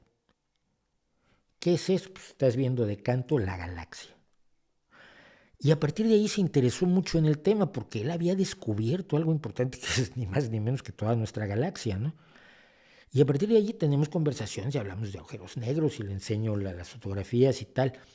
Tampoco lo agobio con eso, porque cuando él pregunta le digo, yo creo que la curiosidad está allí en todos, la puedes matar, es muy fácil matar la curiosidad, ¿no?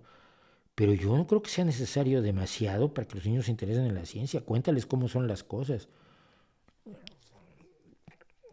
Estamos viendo, ¿qué estás viendo en ciencias naturales? Hoy lo comentamos en la comida, pues estoy viendo cambios de estado, líquido, sólido y gaseoso. Y no te enseñaron el plasma, no, bueno, no te digo nada porque te lo enseñarán después. No, pero ¿qué es el plasma? Bueno, el plasma es la forma en la que está la materia en el sol. Y empezamos a hablar sobre los estados de la materia, pero no como clase, sino como un poco como cómo son las cosas. Ay, pero es que el hidrógeno es un gas. Bueno, no, está en estado de plasma, pero puede estar en forma sólida y líquida. Ah, sí, es cierto que hay hidrógeno líquido. Es una conversación como cuando hablas de Messi y de Cristiano Ronaldo y de Mbappé. Exactamente lo mismo. No creo que tenga nada de especial, sinceramente.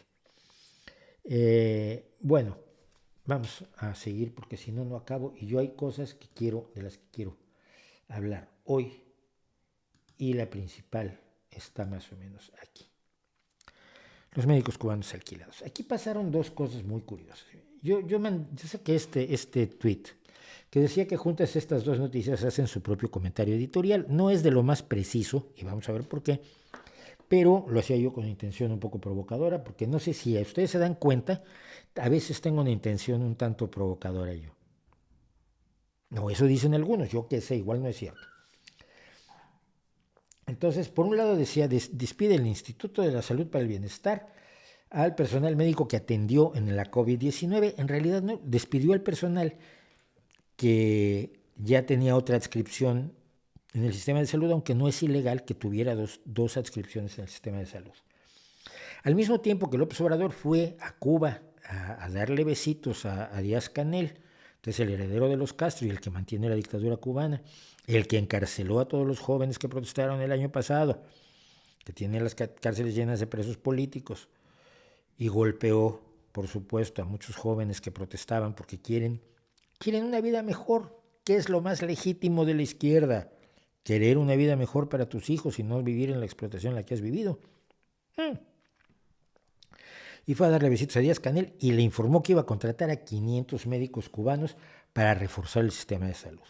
Mientras tanto, me dicen los médicos mexicanos que hay alrededor de 50,000 médicos sin plaza en México y que hay especialistas suficientes, pero que además no hay suficientes, no se está formando a tantos especialistas como se podría, porque López Obrador considera que los especialistas son elitistas, y entonces en vez de convocar 30,000 plazas de residencia para especialidades en México, es decir, los médicos se convierten en especialistas como residentes en un hospital, en un centro de salud, donde van con profesores con médicos que son al mismo tiempo profesores de la especialidad a la que se quieren dedicar, practican trabajan y estudian para ser especialistas en lo que sea pediatría, oncología, nefrología, otorrinolaringología, lo que sea. Todo esto se hace en residencias.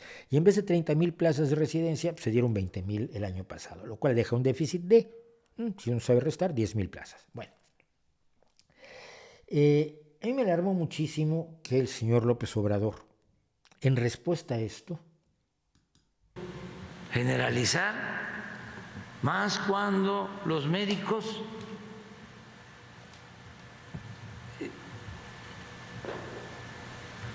las enfermeras, la mayoría arriesgó la vida en la pandemia. ¿Hicieron algo extraordinario? Pero hay una élite que tiene un pensamiento retrógrada. Es como el caso, con todo respeto, de mi alma mater, de la UNAM, y como yo siempre digo lo que pienso, no me voy a callar a reclamarles de que enfrentamos la pandemia y en vez de convocar a todos los médicos estudiantes a enfrentarla, a ayudar, se fueron a sus casas. Eso no deben hacer las universidades, ni públicas ni privadas, pero mucho menos las públicas y mucho menos la UNAM. Esto es parte de las acusaciones que hace López Obrador. López Obrador acusa a las élites poco definidas de los científicos. Los científicos son una élite, los periodistas son una élite, las mujeres víctimas de violencia son una élite, los niños sin medicina son golpistas, y lo dijo Gatell. Al señor López Obrador le sale muy barato acusar a todo el mundo de barbaridades sin fin. Me parece una desvergüenza enorme, pero sobre todo cuando la realidad es esta. Según la Dirección General de Comunicación Social de la Universidad Nacional Autónoma de México, al día siguiente se informó de que los estudiantes universitarios efectivamente se habían ido a sus casas porque fueron las autoridades sanitarias, la Secretaría de Salud, las que con fecha 19 de marzo de 2020, en su oficio DGCES DG 037-2020, Dios mío, cómo odio la burocracia, suspendió todas las actividades de los ciclos clínicos de pregrado, solicitando a los directores y directoras de hospitales y jurisdicciones sanitarias que los estudiantes no accedieran a las instituciones de salud. Es decir, que los residentes, estos estudiantes médicos, estudiantes de medicina, a los que está fustigando con esa furia y con ese golpearse los muslos y con ese rebambaramba que usa López Obrador, no estaban ayudando porque les dijeron que se fueran a su casa. El gobierno de López Obrador. Con esa misma fecha, de acuerdo con el documento arriba citado, continúa diciendo la Dirección General de Comunicación Social de la UNAM en un comunicado del 16 de mayo, se impidió el acceso a los internos de pregrado en los hospitales de primer y segundo nivel de atención. La universidad se apegó a estas medidas instruidas por la autoridad sanitaria y por considerarlas pertinentes para contener contagios y proteger la salud. Los pasantes de servicio social que se encontraban en unidades hospitalarias fueron, por instrucciones de la autoridad sanitaria, trasladados a centros de salud para apoyar el Programa Nacional de Salud y continuaron prestando sus servicios. Es decir, López Obrador, como siempre, miente. Como siempre, acusa brutalmente a personas inocentes de cosas horribles, de acciones despreciables, de una maldad infinita. Se fueron a sus casas. ¿Qué vocación tienen esos médicos que estudian medicina y no quieren atender a los enfermos? ¡Ajá!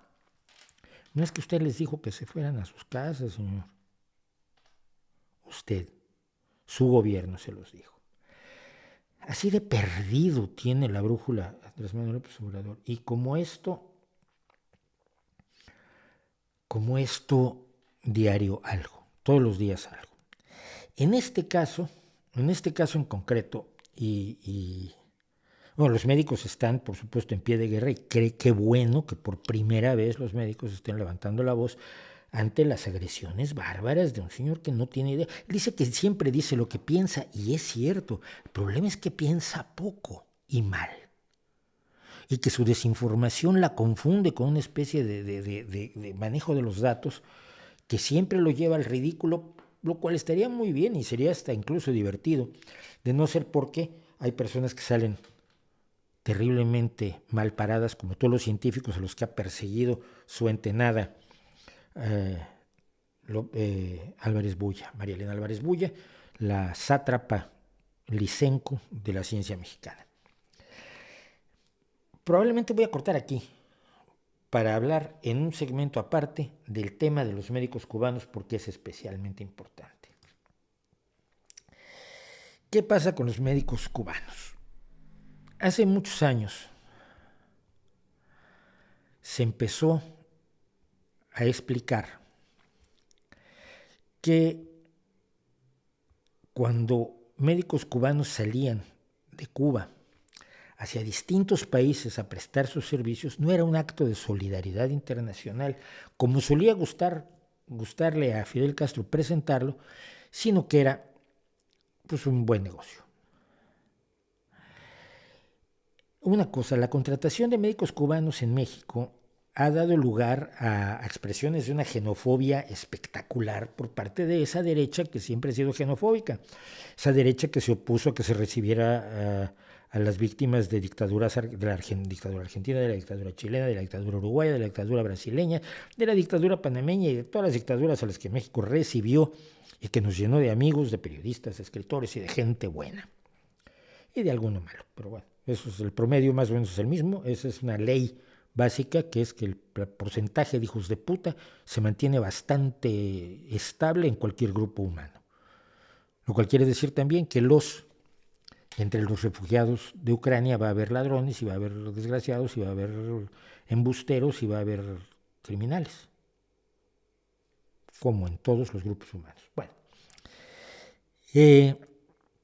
entonces no se trata de hacer xenofobia ni de odiar a los extranjeros. Ay, es que hay que darle primero a los mexicanos. Es muy de la ultraderecha, ¿no? Esto es primero los alemanes, primero los españoles, primero los mexicanos. Mira, en una cuestión así, lo razonable es pensar que los puestos de trabajo deben poder acceder a ellos todas las personas que están legalmente en el país en igualdad de condiciones, es decir, satisfaciendo las mismas exigencias sin que ni sus nacionalidades ni cualquier asunto identitario de su sexualidad, de su estatura, de sus orígenes étnicos, de su nacionalidad, su religión, sean una ventaja o una desventaja. Es decir, necesitamos médicos y si los médicos cubanos se apuntan y cumplen los requisitos, tienen todo el derecho, por supuesto, de ser contratados como cualquier mexicano. El problema es que aquí no pasó eso. Pasó que el presidente tomó la decisión cesarista, sin concurso de oposición ni nada, y esto puede molestar a los médicos que están en México sin empleo y sin plaza. Pero, ¿qué es lo que mueve a López Obrador? La falta de médicos en México. ¿Se resuelve con 500 médicos en un país de 100 y tantos millones de personas? No. Lo que quiere López Obrador, evidentemente, es apoyar al gobierno cubano porque, y este es el problema, los médicos cubanos son la principal fuente de ingresos de Cuba. De una Cuba que, ya lo hemos dicho y lo hemos analizado detalladísimamente en este espacio, en Vivo y con Todo, es un país que no produce, no tiene nada que vender y por lo tanto no tiene dinero para comprar todo lo que necesita. Hablamos, lo demostramos, tiene ingresos por mil y tantos millones de dólares por sus exportaciones e importa cosas por 6,000 millones de dólares. Bueno, y hay 5,000 millones que de dónde salen, no salen de sus exportaciones. Y esto no es por el embargo de Estados Unidos, es porque Cuba no ha desarrollado una economía, está con la misma economía de 1959.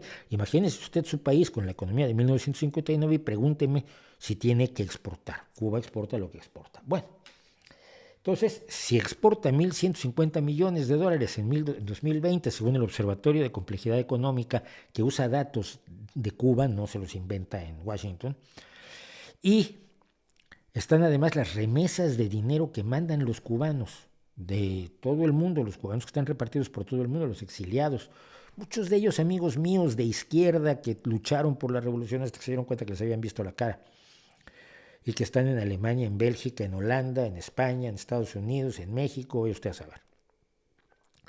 Esas remesas lo que pasa es que son muy poco fiables. Llegaron a alcanzar la cifra de 3.128 millones de dólares en 2019, pero en 2021 bajaron a 1.084 millones de dólares. Y ante eso, ¿cuánto comporta el alquiler de médicos? Pues hombre, el alquiler de médicos comporta 6.300 millones de dólares en 2020. 3 veces lo que los otros dos rubros sumados. Si nos quedamos con la cifra de 2021. 1.150 y 1.084 son 2.234 contra 6.300. Casi 3 veces.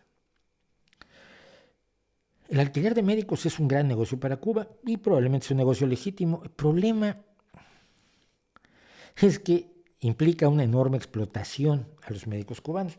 La explotación es, dicen los marxistas, y yo estoy de acuerdo en cierta medida, la explotación es arrancarle al trabajador su plusvalía, es decir, el trabajador genera recursos y tú le quitas esos recursos.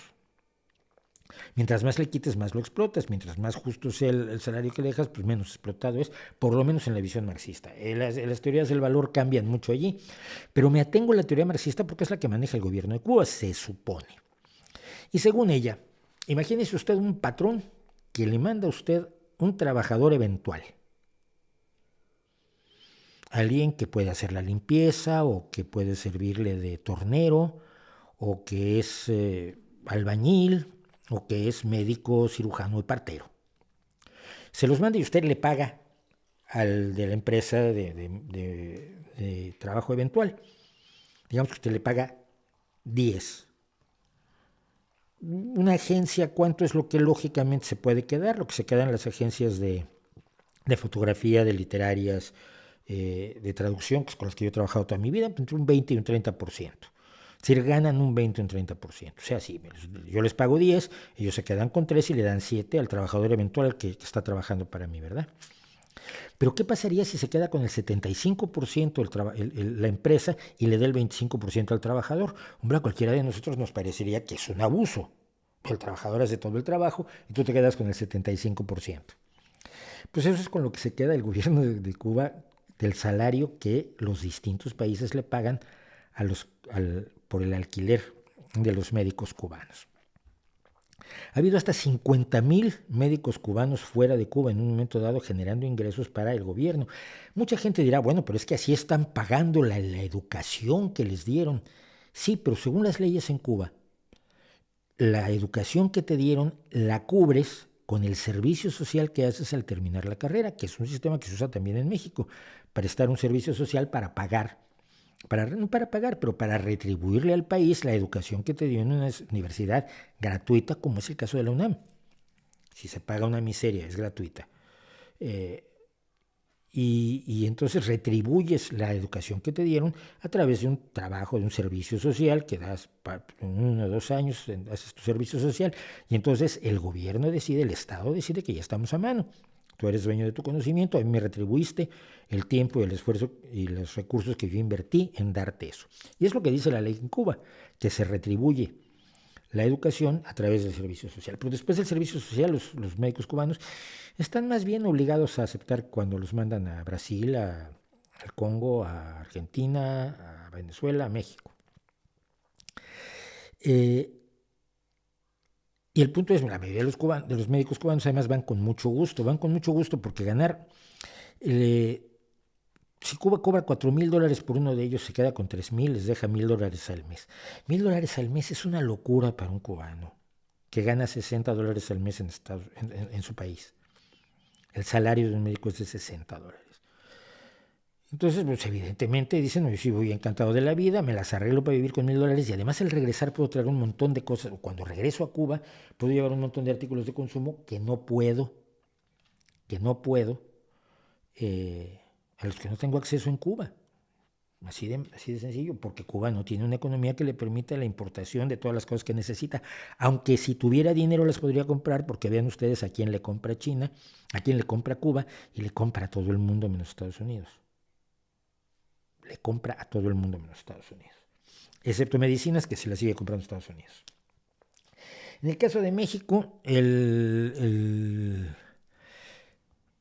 punto fue se le asignaron al pago de los médicos 255,873,000 pesos mexicanos. Y aquí fue donde yo me hice un lío, por cierto, a la hora de analizar el asunto, porque lo analicé en Twitter.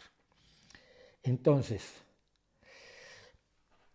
255 millones son 85 millones y pico al mes, entre 585 médicos son 146,000 pesos por médico al mes, y esos 146,000 pesos son más o menos $7,000. El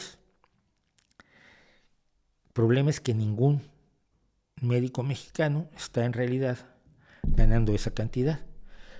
Y de esos $7,000, evidentemente, el 75% nuevamente se lo queda el gobierno cubano. Entonces, al alquilar a médicos cubanos, de algún modo se colabora a la explotación de profesionales que estudian medicina por vocación, porque quieren ayudar a otros, no porque quieren enriquecerse. No es como en Estados Unidos, el país de la medicina privada. Cuando tú estudias medicina en un país con medicina pública como México, sobre todo como España, Gran Bretaña o Cuba, pues tú estudias medicina por vocación, no por llenarte de dinero, porque no lo vas a hacer nunca. Yo lo he explicado muchas veces, los médicos españoles tienen buenas condiciones de trabajo, tienen buenos salarios, pero no van a ganar las millonadas que ganan los médicos privados estadounidenses, que entran en la medicina porque es un buen negocio, no tanto, muchas veces, no digo que siempre, pero muchas veces, no tanto por vocación. Ese es el problema de la contratación de los médicos cubanos en México, y es el problema de la contratación de todos los médicos cubanos en todo el mundo. Se está haciendo quien los contrata cómplice de algo que no suena ni huele muy bien. Probablemente estoy equivocado, que esto pasa con enorme frecuencia, y aunque no lo esté me dicen que estoy equivocado, pero a mí me alarmaría ser parte de esto. Hay vídeos de cubanos denunciando esto, hay vídeos de médicos cubanos denunciando esto, y no he querido usarlos porque prefiero acudir a la razón que a la emocionalidad de quien, estando metido en el ajo, pues cuenta las cosas con una pasión que no viene, que no es lo fundamental, creo yo, ni es lo que debemos tener en cuenta sobre todo. Bueno, ¿y qué más nos queda? Me están diciendo, ya está mi like, ya se está recomendando a la banda, bien, por eso. Habla de la inflación. No puedo, pregúntale a Paul Krugman y a los premios Nobel de Economía. Yo no tengo idea. Bush confundió Ucrania con Irak con respecto a la crítica de la invasión de Rusia, sí fue brutal. Dijo, hizo una serie de consideraciones reales sobre la tiranía y la dictadura de Rusia, ahí iba muy bien, Bush hijo, y dijo, y luego es la decisión de un hombre de invadir sin motivo alguno a Irak, a Ucrania. Sí, evidentemente, hizo lo mismo. El problema es que se está anexando Ucrania. Irak no se lo ha tratado de anexar a Estados Unidos, hubiera estado muy mal visto. Pero, hombre, yo quiero acordarme cuando todos salimos a la calle en contra de la guerra de Irak, que yo salí a la calle en contra de la guerra de Irak, porque me pareció una invasión absurda. Hombre, si quieres apoyar a un pueblo para que tire a un tirano como Saddam Hussein, lo haces de otra manera, pues no lo haces una invasión sin sentido con un pretexto que todos sabíamos que era falso. Y no lo sabíamos porque fuéramos muy inteligentes, muy simpáticos, sabíamos que era falso porque los propios Al-Baradei, que era el encargado de verificar las armas químicas en Irak, había informado a la ONU que no había armas químicas, que no había armas de destrucción masiva, y los que estaban a cargo del análisis de la investigación sobre armas nucleares también dijeron que no, que Irak no tenía ni armas nucleares, entonces, ni armas ni armas químicas. Eso lo sabíamos porque lo dijeron los expertos de la ONU y los medios de comunicación lo difundieron. Pero aún así, no, créame usted, ya verá usted, dijo Aznar, como si hay armas de destrucción masiva. Pues no había, pero armaron un desastre en Irak que todavía no se resuelve. Con lo cual, si uno rechaza esa invasión de Irak con pretextos falsos, pues hombre, la invasión de Ucrania la tienes que rechazar por las mismas razones. Exactamente por las mismas razones. Más allá de toda la propaganda, de toda la propaganda rusa como la propaganda estadounidense a la que nos vimos sometidos. Así que sí, fue maravilloso el lapsus de George Bush hijo. Pero aquí tenemos una cosa, las atrocidades estadounidenses en Irak, por ejemplo, el caso de la prisión de Abu Ghraib, hay una prensa libre que las exhibió y que ha llevado a que la gente enfrente las consecuencias de sus actos, no del todo y no como quisiéramos. Está el caso todavía de la muerte del periodista español Couso, que está sin resolver porque quien le disparó no ha enfrentado a la justicia, pero por lo menos tenemos una idea muy clara de lo que está ocurriendo allí porque hay una prensa que nos lo informa. Porque no fue la prensa rusa la que informó lo que pasaba en Abu Ghraib, fueron los propios periodistas estadounidenses. Entonces, y ahí tienes un ejemplo de lo importante que es la prensa libre. No sabemos de qué va a pasar con aquellos que cometieron las atrocidades de Bucha en las afueras de Kiev. Ahora, por ejemplo, que hemos tenido una de las más horribles masacres de los últimos tiempos, y es muy difícil que alguien enfrente a la justicia, como la enfrentaron por lo menos los soldados estadounidenses de Abu Ghraib, aunque muchísimos, por supuesto, no enfrentaron consecuencias. ¿Qué opino de Bill Gates? Pues un señor de mi edad. Es que son preguntas muy vagas, centrémonos. ¿Qué opinión le merece el cantautor Rodrigo? Rodrigo era un grande al que admiro muchísimo. Por cierto, tengo que hacer una hora de música de Rodrigo. Lo conocí brevemente una tarde un poco extraña, ahí con un grupo de personas haciendo música, pero soy fan de Rodrigo, soy fan sobre todo de sus letras, aunque musicalmente me parece un guitarrista impresionante en cuanto a lo que hacía él como acompañante, y en sus melodías tienen mucha importancia, pero bueno, sobre todo es un cantautor de letras y sí. Vamos a hablar ampliamente de.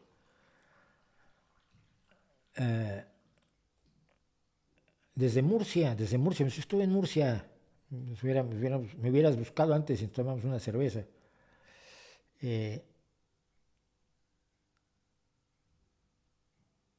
¿No le parece incluso heroica la actividad de gente como Steven Pinker, Sam Harris o Neil deGrasse Tyson en Estados Unidos, donde tienen que luchar contra la ultraderecha y la izquierda posmo? Sí, por supuesto. Porque además a todos acaban diciéndoles fachas. A mí me dicen que soy... El otro día me pasó algo muy curioso. 2 comentarios uno tras otro en YouTube. Uno decía, eres comunistoide y lo sabemos. Y el siguiente decía, usted es un liberal de mierda. No la misma persona, lógicamente, 2 personas distintas, pero estaban uno tras otro los comentarios en YouTube. Y dije, qué imagen tan bonita doy yo. ¿Qué pasa esto? Vamos a terminar con esto muy rápidamente. Y esto se refiere a las antivacunas y el núcleo duro. Quiero comentarlo nada más porque me ha llamado mucho la atención. Acabo de tener un diálogo en Twitter con alguien que estaba denunciando que un determinado cine está presentando una determinada película de negacionistas del COVID, del SARS-CoV-2, ¿no? Y de la COVID. Y daba sus nombres y ponía el título el cartel de la película y casi no me faltaba poner a qué hora son los pases de la película, las proyecciones. Yo le decía, es que lo que estás haciendo sin quererlo es darles difusión. Es un problema muy grave. Denunciar a veces es promover, y uno como persona que se dedica a denunciar también enfrenta en ocasiones la idea de, mira, mejor me callo. Ponía yo, por ejemplo, de los antivacunas. Los antivacunas organizaron un sarao brutal de 4 días en Barcelona. Me costaba como 85 euros. Al final, a través de una amiga me inscribí. Yo era Margarita Yepes o algo por el estilo, me puse un nombre ahí raro. Y pagué los 85 euros y me comí las sesiones de antivacunismo y negacionismo de toda la tropa de Kalker, que es el gran negociante del embuste de la estafa del clorito de sodio, del dióxido de cloro, del MMS, como le quieran ustedes llamar. El protocolo CDS también le llaman. Y tenía yo todos los vídeos de las horas y horas de barbaridades conspiranoicas, de anticiencia, de locura. Y luego me di cuenta que no había trascendido para nada el sarao de Barcelona. Y dije, yo como lo comente o lo denuncie, lo voy a acabar difundiendo. Entonces me comí los vídeos, mis horas y mis 85 euros, y no lo comenté. Porque la gran mayoría de la gente que en un momento dado llegó a temer que hubiera todo lo que los antivacunas y todos los negacionistas decían que había, se ha dado cuenta con una enorme astucia, y nos vamos a alargar unos minutos, pero esto es importante, con una enorme astucia la gente se ha dado cuenta de que no nos estamos muriendo. Los vacunados estamos muy bien. Que la epidemia era real. Que las afirmaciones de los chiflados eran afirmaciones de chiflados. La gran mayoría de la gente, de la clientela que tenían marzo, abril, mayo de 2020, cuando yo hice los vídeos precisamente del Reiva Desnudo retro, que los estaba yo haciendo desde mi despacho como antiguamente, la mayoría de la gente ya se dio cuenta que pues, todas esas afirmaciones eran una chifladura y ya no están en el bando de los antivacunas. Pero hay otros. Lo que lograron fue, de todo ese enorme universo de personas a los que llegaron, pues quedó un pozo que tiene este tipo de imágenes y de imaginario de un profundo sentido racista, orgullo de pertenecer a la minoría de purasangres del mundo. Soy pura sangre y un águila. Los nazis están en un águila como de lugar rápido, ¿no? Compártelo. ¿Qué quieren decir con pura sangre? Gente que no se ha vacunado. Nuestra sangre se ha contaminado, como decían los nazis, que el mestizaje contaminaba la sangre. Bueno, pues ellos creen que la sangre se nos ha contaminado con la vacuna y entonces ellos son los puras sangres, son los elegidos, son la raza superior. Y esta imbricación entre los antivacunas y el rollo de la ultraderecha nazi y racista no es casual. Vamos a ver por qué no lo es. Miren, los que ya se quedaron, los que se han convertido en el núcleo duro, que ya no tienen que fingir por otro lado, pero en espacios de locura tal que no va a entrar la gente normal y corriente en ellos, son como esta persona que dice, ¿alguien conoce una vacunada que se le hayan licuado los ovarios? Madre mía, es que los ovarios no se pueden licuar. Es que yo te explico, es que no. Tengo una amiga que lleva con fiebre desde que se puso la tercera dosis y ahora en un ultrasonido le han descubierto que los ovarios, ambos, le han desaparecido. Y por supuesto, si le desaparecieron los ovarios, cosa que es extremadamente difícil, será por la vacuna, no por otra cosa, no por ejemplo porque le hayan hecho una ovarectomía hace algunos años, ¿no? No, será por la vacuna. Hay lugares de tablones de mensajes de antivacunas donde se pueden decir, la gente que se ha puesto la vacuna tiene ahora la piel gris. Sí, pero algunos se ponen rojos. Ya es que se ponen grises de la cara y rojos de las manos. Sí, pero el enrojecimiento y lo gris, esto te denota que esa gente se vacunó. No. Y también se les ponen grises las encías. Claro, por eso se les caen los dientes. Hay mucha gente a la que se le están cayendo los dientes por la vacuna. Y se van retroalimentando y van haciendo crecer la historia. Y tú dices, estos están absolutamente viviendo en Tierra 2, en un universo paralelo, en el que ya no entraría la mayoría de la gente normal que se da cuenta que se vacunó y vacunó a su familia y que ni se ha vuelto gris, ni se le caen los dientes, ni se le evaporan los ovarios o los testículos, lo que se les ha evaporado son las neuronas. Pero queda ese núcleo duro, y ese núcleo duro, cuidado, porque es el núcleo duro de las grandes conspiraciones, incluidas las grandes conspiraciones raciales de la ultraderecha. En España hay alguien que alguna vez perteneció a la izquierda, que es Beatriz Talegón, y que ahora se dedica a promover todo tipo de charlatanerías. Y aquí dice, por ejemplo, un colegio de médicos investigando a Teresa Forcades y levantando polvareda mediática contra ella. Teresa Forcades es una falsa médica, una monja que hizo su doctorado con una tesis sobre medicinas alternativas, que promueve el clorito de sodio, que hacía cursos de EFT. EFT es un método de curativo que se hace pegándole a la gente en puntos específicos, y le pegas con este dedo así, muy duro, y eso cura. Y ella te daba cursos de dónde darle con el dedito a la gente para emotional, no sé qué technique, EFT. Todavía en su página web creo que está dando los cursos Teresa Forcades. Y ha promovido toda una serie de barbaridades, ha promovido un odio enorme a la ciencia médica y a la industria farmacéutica, que es un negocio, porque la Iglesia Católica no es un negocio, y por supuesto vender el clorito de sodio no es un negocio, y por supuesto la acupuntura no es un negocio, ningún acupuntor te cobra, ¿verdad? Y cosas así de absurdas. Pero entonces sigue Beatriz Talegón. Sin embargo, no veo que denuncien al ginecólogo que el otro día le dijo a una paciente, como una amiga mía, con bultos de proteína Spike en pechos: si no quiere bultos, córtese los pechos. Mira, si un ginecólogo dice eso, primero que nada no tiene nada que hacer en la profesión médica, y si tienes pruebas de que así ocurrió, no lo tienes que soltar en un tuit, sino que lo tienes que ir a las autoridades judiciales inmediatamente. Pero segundo, bultos de proteína Spike. Proteína Spike es una de las proteínas que están en las espículas del virus, del SARS-CoV-2, que las vacunas precisamente lo que hacen es crear anticuerpos contra eso para impedir que la espícula se fije en la célula, se infecte con el contenido de ARN del virus, el interior de la célula. Es decir, impedir la infección, crear un alto nivel de inmunidad, no inmunidad perfecta, pero crear un alto nivel de inmunidad hacia el SARS-CoV-2 que evita que disminuye enormemente las probabilidades de hospitalización, las probabilidades de unidades de cuidados intensivos y las probabilidades de que te mueras. Pero bultos de proteína Spike en el pecho, evidentemente esta persona no existe, se la está inventando, vea, pero ya da igual. Ninguna persona sensata y razonable le va a creer.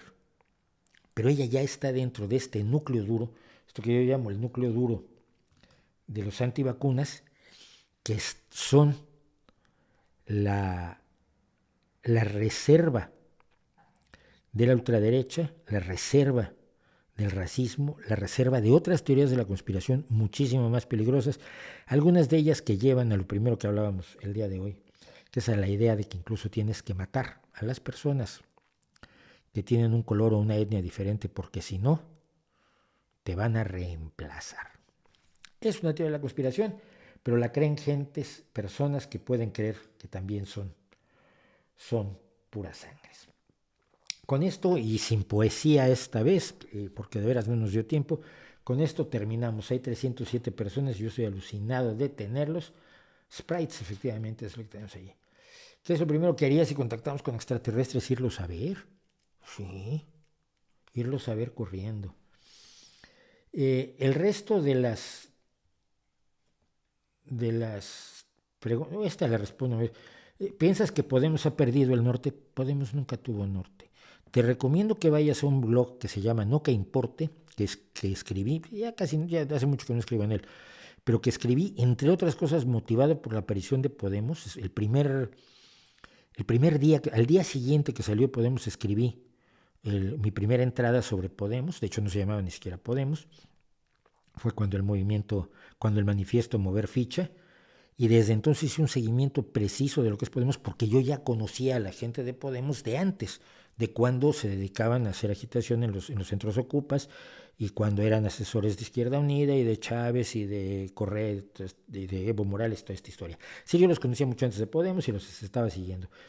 Podemos nunca ha tenido norte y ahora está peor que nunca porque después de todo lo que hizo Pablo Iglesias, la que se está levantando con la cesta de los dineros, pues es Yolanda y su nueva plataforma que se llamará Sumar, que también se llama Nadie sabe para quién trabaja, y donde pretende reunir a todo lo que es la izquierda revolucionaria, que algunos que no sé de qué hablan dicen que es la izquierda a la izquierda del PSOE. Y ya, si desde aquí, desde esto de Felipe Rivera que nos dice, hola, para abajo, me lo reúnen y me lo ponen en el